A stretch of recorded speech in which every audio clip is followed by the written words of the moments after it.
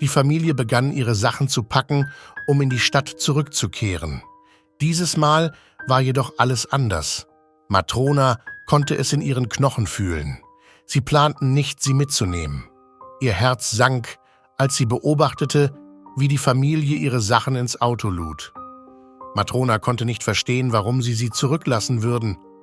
Sie miaute traurig, folgte ihnen um die Hütte, verzweifelt auf der Suche nach ihrer Aufmerksamkeit. Aber ihre Bitten verhallten ungehört. Die neue Besitzerin der Datscha kam an, eine strenge und gleichgültige Frau, die wenig Geduld für Matronas Anwesenheit zu haben schien. Sie scheuchte sie mit Besen und harten Worten weg, entschlossen, die Hütte von der unerwünschten Katze zu befreien. Die Tage wurden kälter und Matrona fand sich ziellos auf dem Grundstück umherirrend, ihr Bauch geschwollen vom Gewicht der ungeborenen Kätzchen. Die Nächte waren am schlimmsten. Der beißende Wind drang durch ihr dünnes Fell und sie kämpfte darum, einen warmen und sicheren Platz zum Ausruhen zu finden. Sie suchte verzweifelt nach einem Zufluchtsort, wo ihre kostbaren Kätzchen geboren werden konnten. Dann, an einem trüben Novembertag, griff das Schicksal in Form von Irma ein, einem großen und gutmütigen Hund, der nebenan lebte.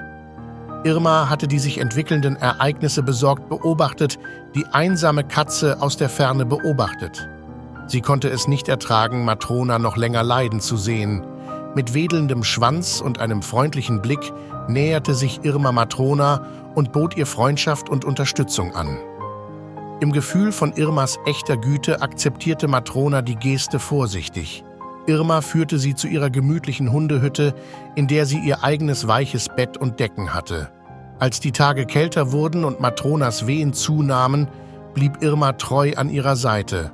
Sie spendete Wärme und Trost, leckte Matronas Gesicht sanft, als diese eine Reihe winziger, zerbrechlicher Kätzchen zur Welt brachte. Gemeinsam schufen sie ein Refugium der Liebe und des Schutzes. Die Besitzer von Irma, ein mitfühlendes und verständnisvolles Paar, bemerkten die bemerkenswerte Bindung, die sich zwischen der Katze und dem Hund gebildet hatte. Zeugen von Irmas Freundlichkeit nahmen sie Matrona und ihre neugeborenen Kätzchen freudig in ihre Herzen auf. Sie versorgten sie mit Nahrung, Unterkunft und medizinischer Versorgung und sorgten dafür, dass die junge Familie gedeihen konnte. Liebe Freunde, wenn euch das Video gefallen hat, setzt ein Like und abonniert den Kanal.